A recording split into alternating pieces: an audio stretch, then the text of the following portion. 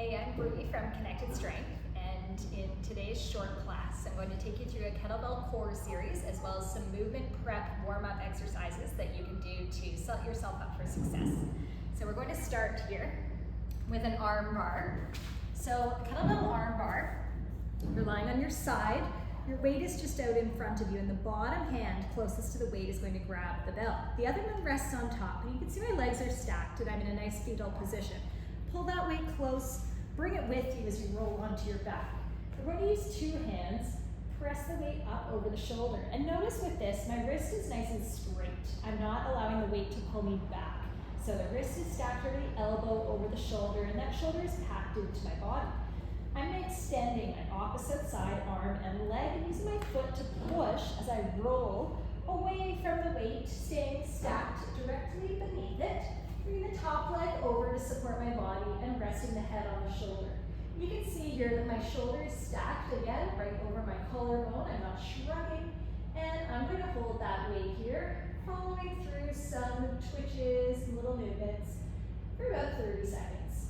In this position here, I'm taking some nice deep breaths into my diaphragm, my sides, my belly, my lower back, and adjusting, making those micro adjustments as the weight pulls me around a little bit, but never out of that joint-centrated position.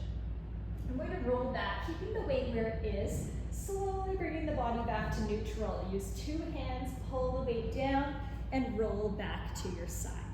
Okay, switch sides. We're dragging the weight around the head, all the way over to the other side, and we're going to repeat. So, slide the bottom hand into the weight, use two hands, bring it with you, press the weight up over the shoulder, check that your joints are stacked, straight wrist, elbow, shoulder, extend the opposite side arm and leg, push with your foot and roll, staying underneath the weight, bringing the top leg over into a nice supported position. My head is resting on my shoulder, and I found that nice joint-centrated position again. Hold this for about 30 seconds, taking some nice deep diaphragmatic breaths.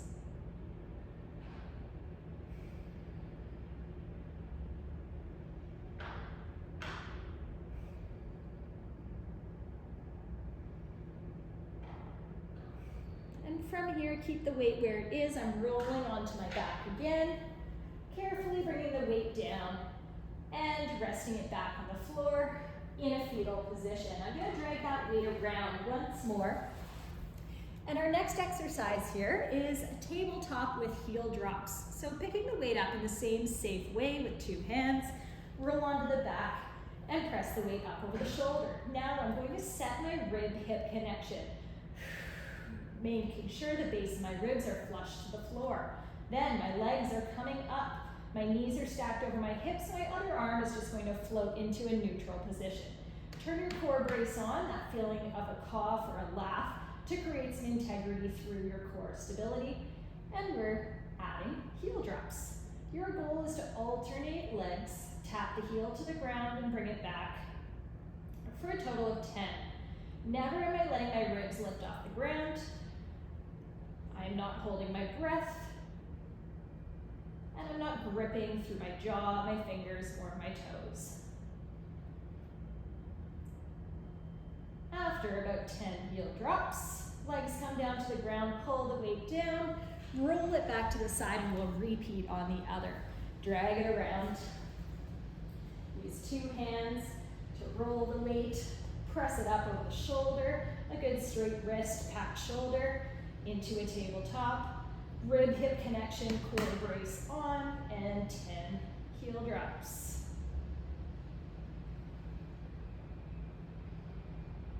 Making sure you're continuing with some nice diaphragmatic breaths.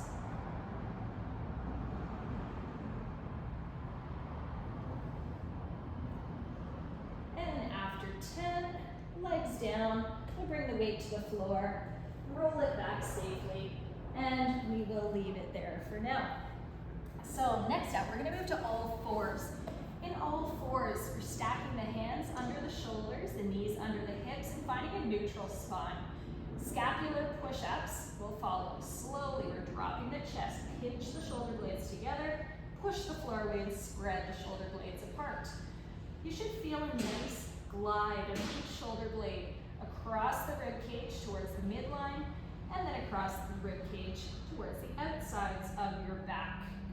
I am not shrugging, I am not rounding or extending through my spine in any significant way. I'm isolating that nice shoulder blade movement.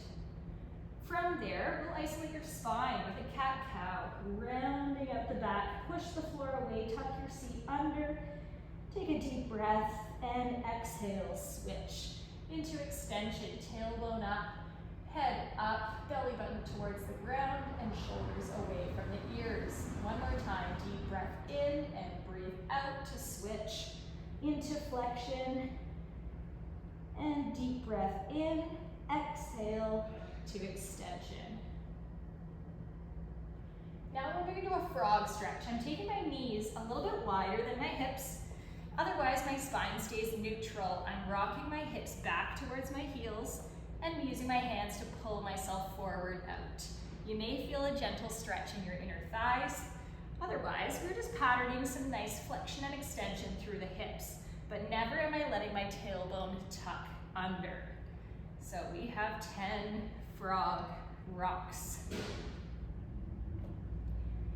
Find a nice base of support under your fingertips and your palms here as you really pull yourself out of it. You can even push yourself a little bit deeper into that range each time.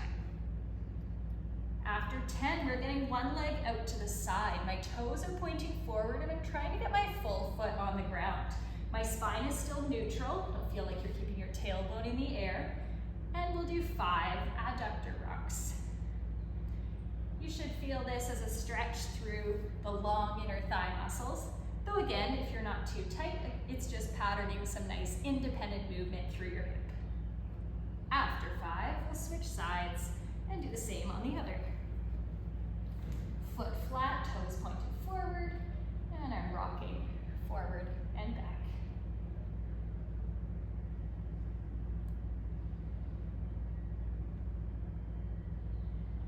After those 5 adductor rocks, you'll need your kettlebell again. We're getting into our core series now. And the first exercise is a half kneeling halo. I'm nice and tall in half kneeling. I'm tucking my seat under, creating some length through my low back, finding a nice stretch in the front of the hip and a little bit of activation in the glute, making sure that the ribs are stacked over the hips and the head is tall. You might feel a stretch in the front of the thigh, and if it's a little bit tight, you're welcome to rock forward and pull it back. We'll do a couple dynamic rocks here.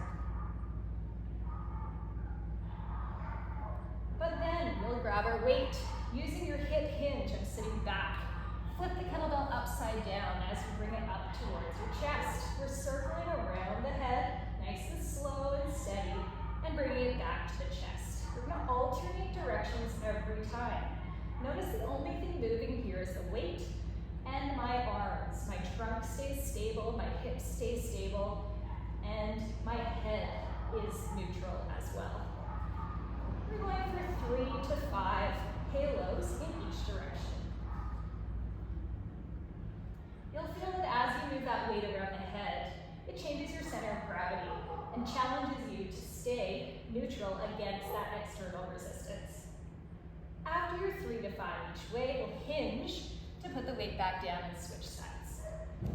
On the other leg, we'll take a moment to get situated again, tucking the seat under, creating length through the front of the thigh, a little bit of a glute squeeze, rib-hip connection, and we'll add a few rocks forward and back.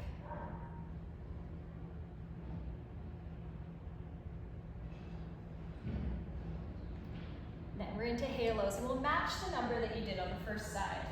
Bringing that weight upside down to the chest, slowly circling the head, and bringing it back.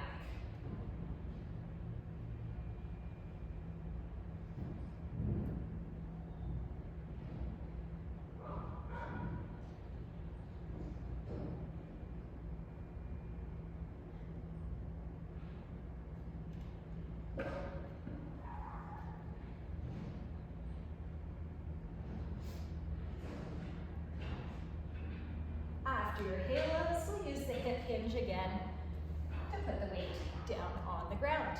Our next core exercise in our series is a bear with a kettlebell pull. So I'm setting the weight up just off slightly from my center line and finding my neutral all fours position.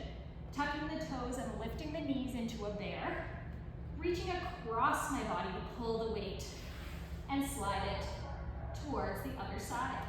Switch hands and alternate. We're going for 10 bear, hold, kettlebell pulse. Your goal is to keep your spine neutral. Keep pressing your hands into the floor. And in a perfect world, you may be able to balance a little ball in your low back or even a glass of wine.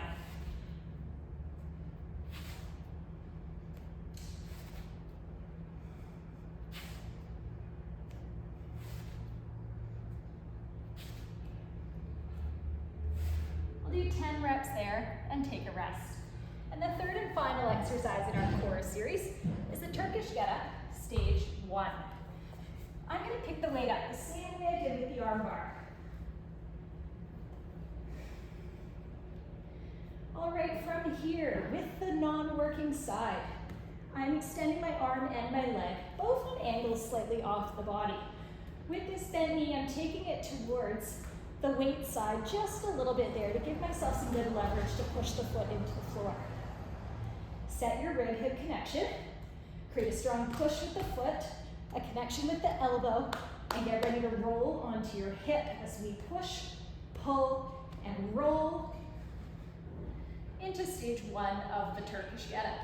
Notice I'm nice and strong in this bottom shoulder. I'm not collapsing, but I'm pushing the floor away. And my chest is facing the camera, not the ceiling. Push the floor away to slowly return to where you started. We'll do that 5 times.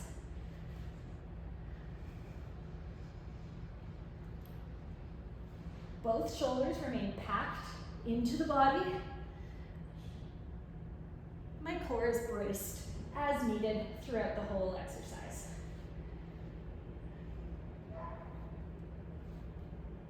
Five reps. After those 5, bring the weight down, back to a fetal position, drag it around your head, and we'll do 5 the other way. Bring the weight up the same way, press it up over the shoulder. Again, we're organizing here our limbs. Now it's my left side, out on a little bit of an angle. My right side, stepping gently towards the camera, planting that foot, pulling with my left elbow and rolling onto my left hip. Push through the floor, pull yourself up, and slowly return to the ground 5 times.